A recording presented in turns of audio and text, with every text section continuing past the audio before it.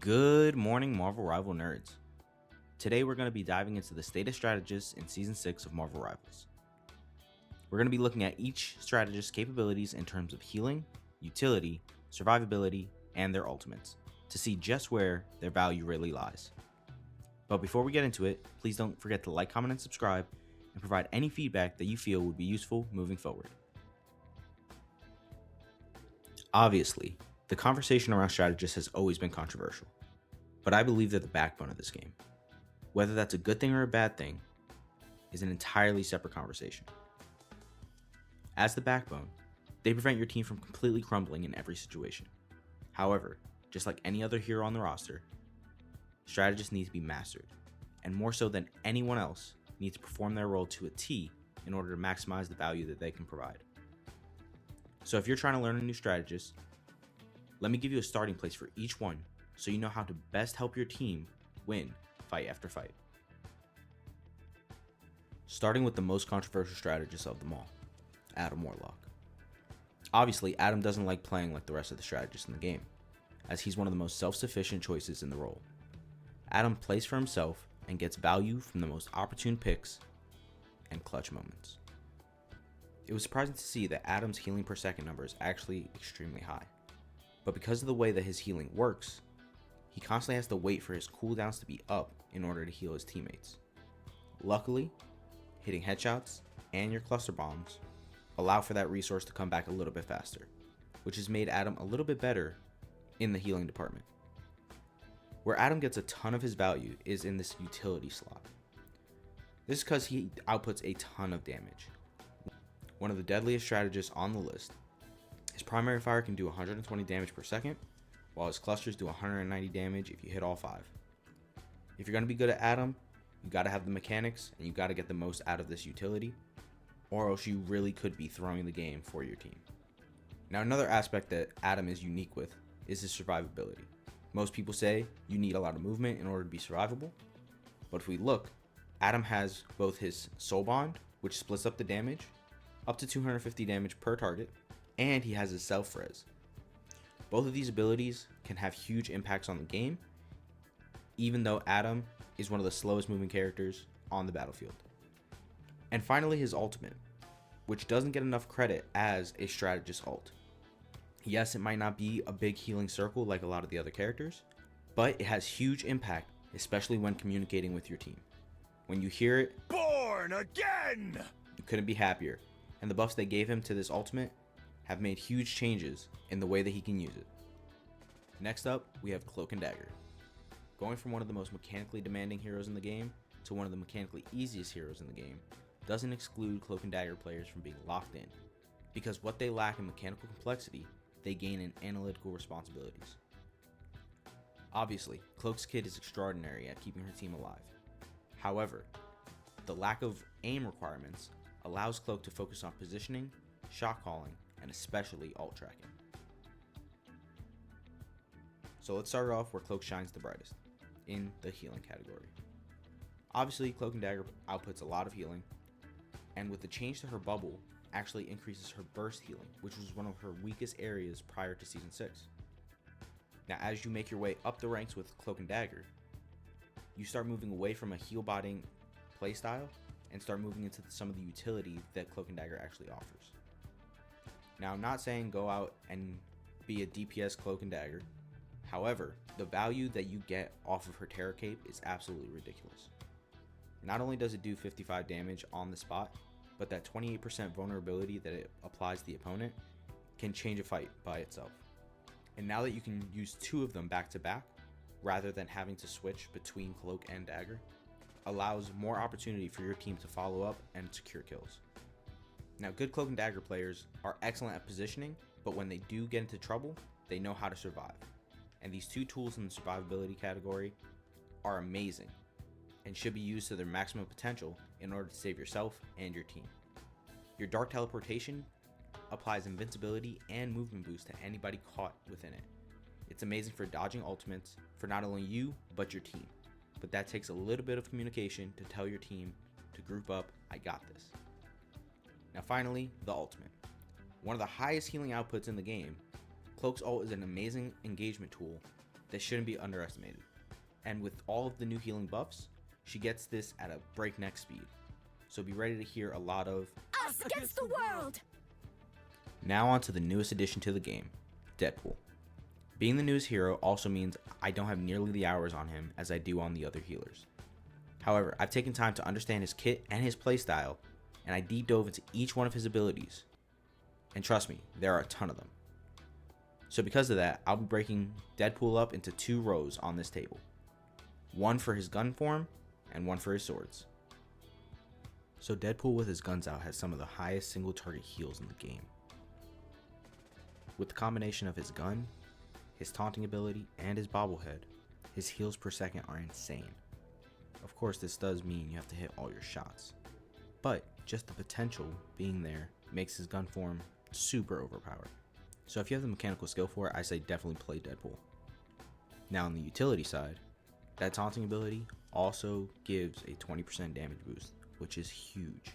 Make sure you use it around your team, heal them up, give them that damage boost, and push in all together. On the gun side, he lacks a little bit of survivability, I'm not gonna lie. But because you can switch over to the sword style so quickly, it doesn't matter too much. But let's look at what's available. You have your healing hop, jumping on people's heads, and the healing factor, taking 1 hits to the chest and boosting your self heal in the process. And finally, the banhammer. Deadpool's ultimate is kind of broken because you can get it in maybe 3 seconds flat. And let me tell you, even unupgraded, this ability still is enough to win a team fight on its own right out of the spawn gates. When the banhammer is upgraded, it gives 100 healing per second, but it also gives a bonus 90 healing and 60 damage every time the targeted enemy misses an ability. So you can use this to shut down very high value targets, any hit scan, any supports that need to shoot, just take them completely out of the game. Moving on to sword style Deadpool, we have even more abilities, so strap in. His heals in his sword style aren't as good as his heals in his gun form. However, the mobility to keep up with your divers in this form is actually pretty good. So let's look at utility.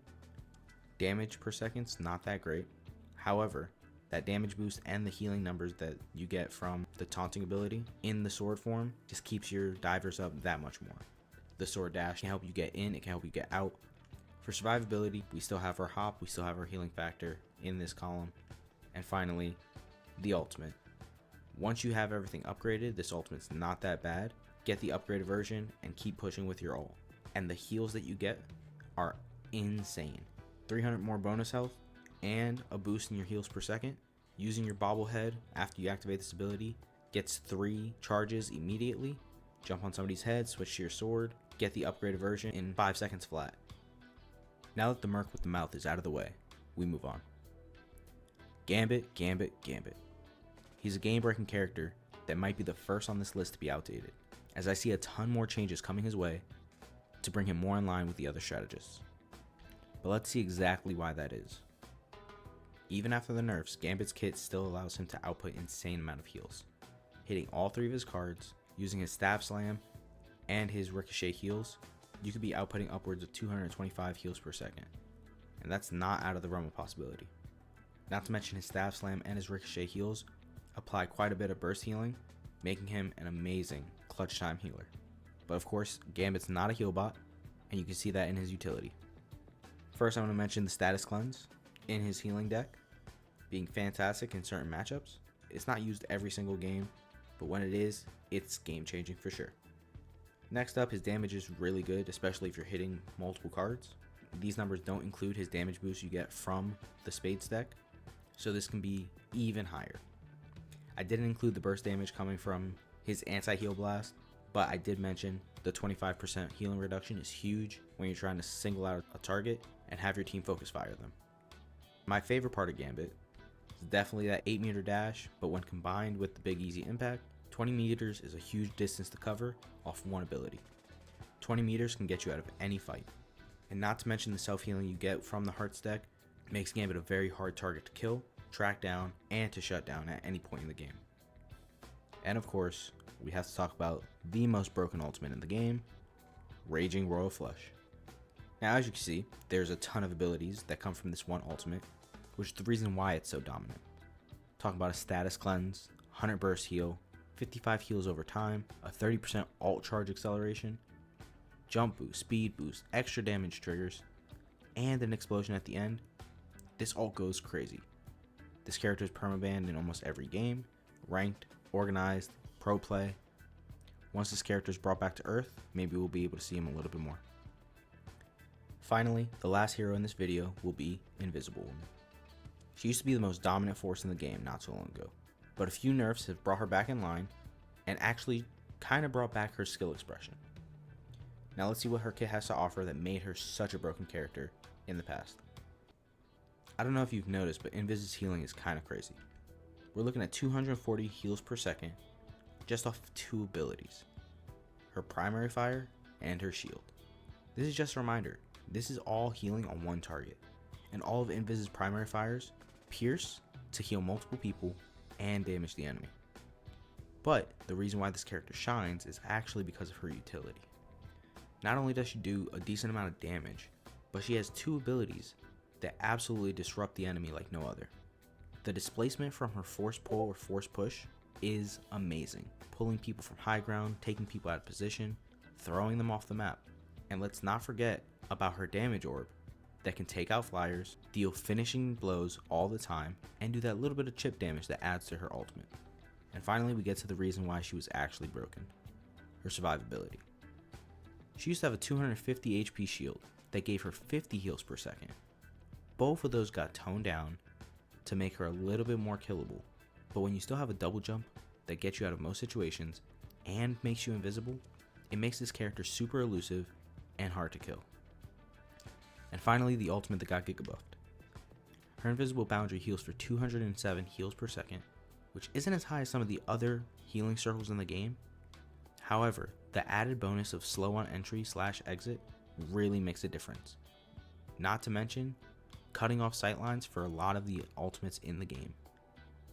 So overall, this character has so much to offer a team, and when played correctly, she's still a monster on the battlefield. So, with all that said, keep your eyes out for part 2 of the State of Strategists. This has been Judgment Monk. Please don't forget to like, comment, and subscribe, as more Rivals content is sure to come.